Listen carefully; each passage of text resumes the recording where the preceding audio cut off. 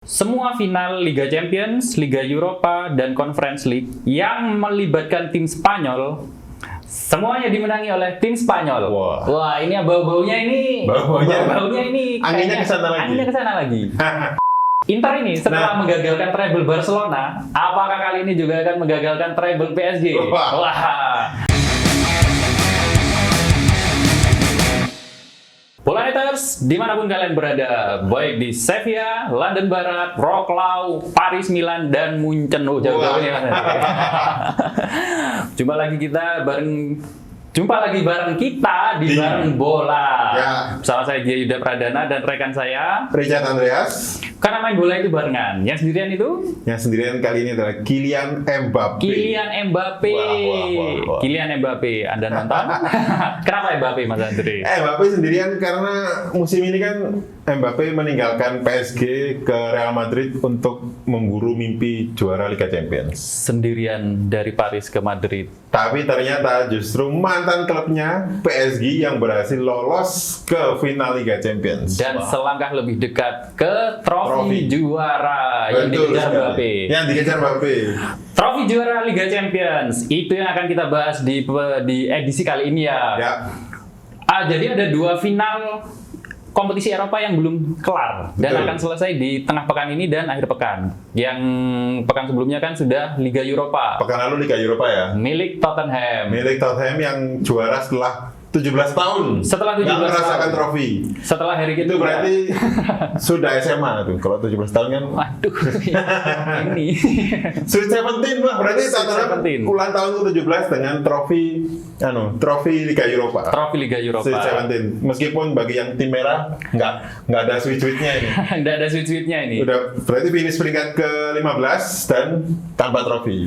Tim merah yang nggak usah disebutkan namanya. Kalah dari sesama tim papan.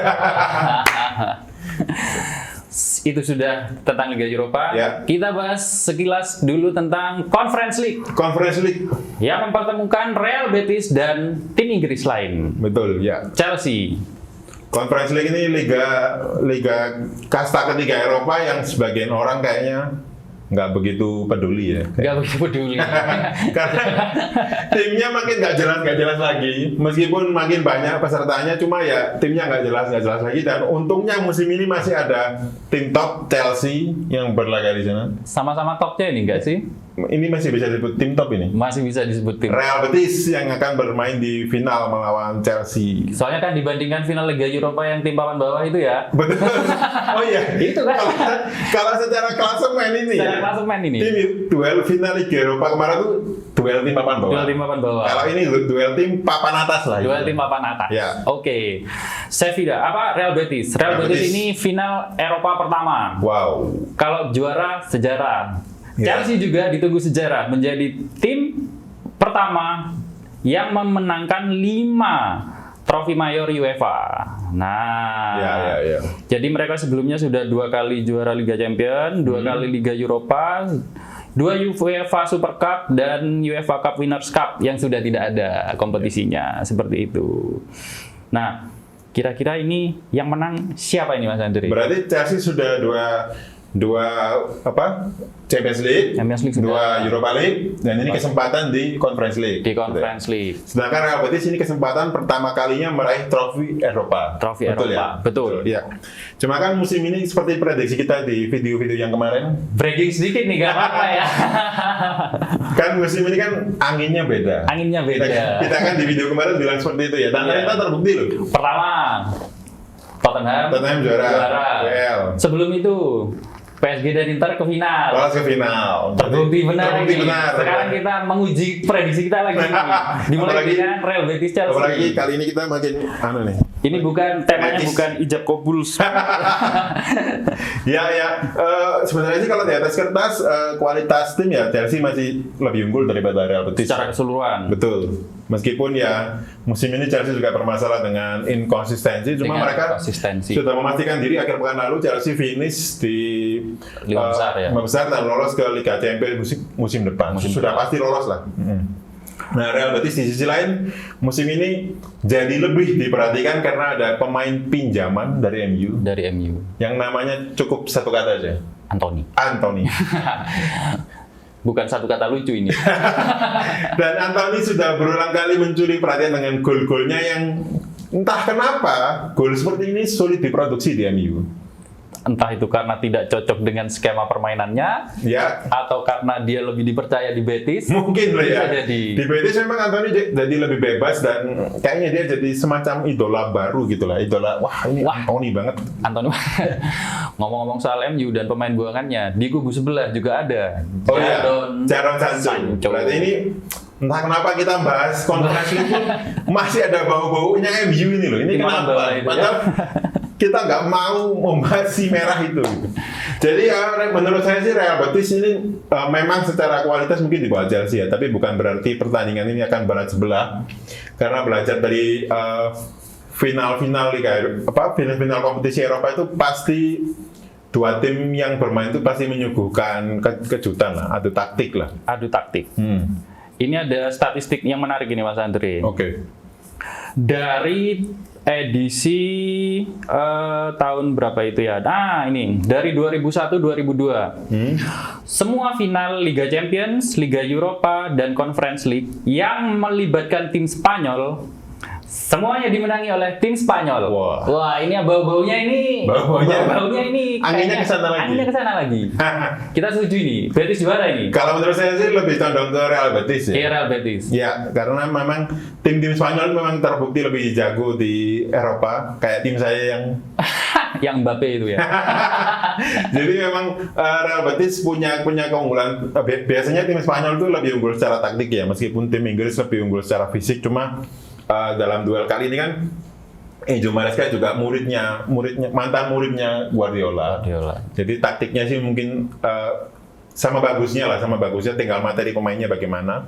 Cuma untuk final kali ini bermain di Wrocław ya, Polandia. Saya sih lebih condong ke Real Betis. Polaneters, Real Betis, catat ya. Kita pindah ke halaman berikutnya. Halaman berikutnya. Yang ditunggu-tunggu. Puncaknya. The Champions. Final Liga Champions di Allianz Arena Kota Munchen. Betul. Mempertemukan PSG dan Inter Milan. PSG berpeluang meraih treble setelah sebelumnya meraih gelar Ligue 1 dan Coupe de France. Sedangkan Inter dari treble dari potensi treble jadi tinggal satu aja. Lalu rontok di Coppa Italia, kalah dari AC Milan, terus di Scudetto, perebutan Scudetto kalah dari Napoli. Apakah ini juga akan menjadi pelengkap derita? Bagaimana Mas Andre? Ya, situasinya memang cukup menarik ya, seperti prediksi kita di semifinal lalu. Prediksi kita ya? PSG memang lebih unggul dari Arsenal dan itu jelas. Kalau lolosnya PSG nggak usah diragukan lagi ya. Sementara lolosnya Inter ini cukup dramatis. Nah, Inter ini yang mengejutkan ya. Menyingkirkan Barcelona yang sebenarnya digadang-gadang untuk meraih treble ya. Betul. Nah, ketua tim ketemu di final dengan materi pemain yang menurut saya cukup menarik ya. PSG dilatih Luis Enrique, pelatih yang pernah meraih treble. Dan skuad PSG sekarang diisi banyak pemain muda setelah ditinggal era superstar yang ternyata nggak membuahkan apapun. Setelah Neymar pergi, Messi pergi, Mbappe pergi, baru PSG lebih matang sebagai tim. Jadi utuh ya. Tidak ada ketergantungan pada satu bintang yang bernama itu ya. Yang ke Madrid malah nggak juara apa-apa. Ya malah nggak juara apa-apa. Nah, terus Inter ini setelah menggagalkan treble Barcelona, apakah kali ini juga akan menggagalkan treble PSG? Nah, Inter ini skuadnya berkebalikan dengan skuad PSG ya. Kalau skuadnya PSG banyak pemain muda, skuadnya Inter ini banyak pemain yang matang. Katanya sih matang. Kalau dari bisikan-bisikan. Kalau nggak bisa disebut tua ya. Azerbi aja udah 37 tahun. Masa pohon ini. Dan katanya sih Azerbi mengantongi banyak pemain di Liga Champions musim ini. Dari Harry Kane dan kantongnya penuh itu ya. Banyak striker ya. Banyak striker. Terakhir siapa kemarin? Terakhir kemarin Ferran Torres. Nah, Inter punya skuad lebih berpengalaman dan pelatih yang berpengalaman juga. Persoalannya adalah apakah bagaimana ya, Inter kan baru patah hati 2 kali. Patah hati ini. Baru kondisi timnya ini lagi nggak prima lah. Nggak sip ya. Nggak sip, dan apalagi pertandingan melawan PSG jelas levelnya akan lebih sulit ya, lebih tinggi daripada Liga Italia yang yang lebih tidak sepi. Tapi ini kan satu laga ini. Ini satu pertandingan ini. Ya, final. Kan kita kemarin ada ada lagi yang kalau saya baca di situsnya UEFA itu, calon man of the match itu adalah penjaga gawang. Wah. Yang Sommer di kubu Inter dan Gianluigi Donnarumma di PSG. Mantan AC Milan yang sudah beberapa kali menghadapi Inter Milan. Rekornya tidak begitu bagus. Oh gitu. Kalau bicara rekornya Donnarumma melawan Inter Milan nggak begitu bagus. Nggak begitu bagus. Cuma Donnarumma masih lebih muda dan kayaknya sih kita mendengar nama Donnarumma itu kayak sudah bertahun-tahun gitu ya, kayak udah kiper senior gitu. Padahal dia masih muda juga. Masih muda ini. Tidak setua yang Acerbi ya.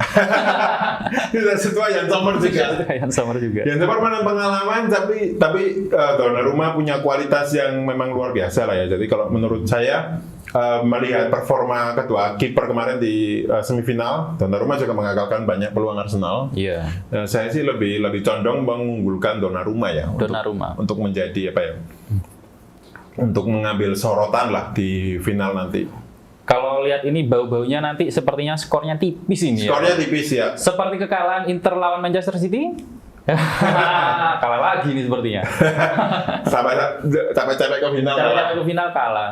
Terakhir juara kan 2010 waktu treble itu ya. Sekarang kita sudah tidak bahas treble lagi. Tidak seperti beberapa bulan yang lalu masih bicara tentang treble. Masih bisa. Sekarang tidak.